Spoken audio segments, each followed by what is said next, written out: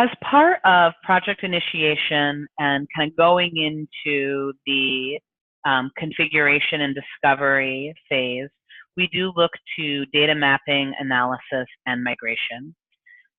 So during this project initiation phase, we are going to ask that you enter some sample or test data. We call it a trail marker case to help us confirm once your data has been migrated into demo that everything's landed correctly. There will be instructions on how to add that trail marker case in various follow-up emails to our kickoff call, as well as other communications. Once you've entered the trail marker case, we ask that you provide a sample or backup version of your existing database and upload those to the demo site. Again, there are instructions on how to upload your data to that demo site. Generally, if folks have data sets that are over 20 gigs after compression, and we ask that you compress it with something like a 7-zip or some other encrypted program.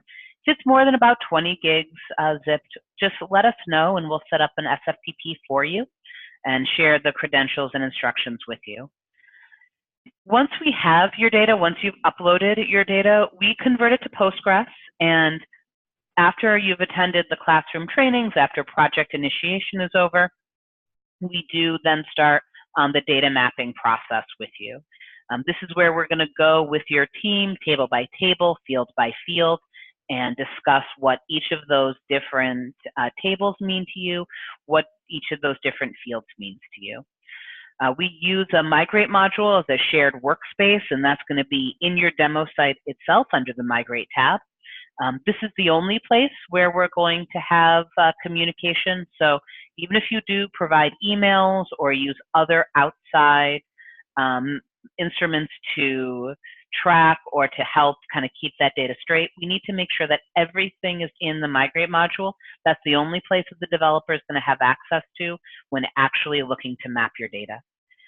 We'll then do an initial import from your data map into the demo site, and we ask that you then test the data on your demo site. We obviously do run reports, make sure that where we think that there should be data, there is data, but there's really no way for us to confirm, oh yes, the client that you are looking at in your source database matches the client that's in LegalServer. So we ask you to do that side-by-side comparison.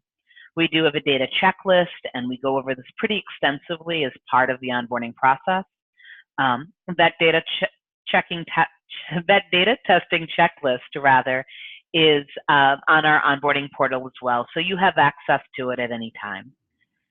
One thing that we do want to point out, the initial data structure cannot change from the test upload to go live. If it does, you need to let us know right away. We do use that initial data set as the structure that we use for our import scripts, and any changes may cause a delay in your go live process. Another thing that I just want to call out is that we at LegalServer can help kind of guide the data conversion and the data migration conversations. However, we do rely on you to know your source data. If you don't know that source data, you may need to hire an outside consultant.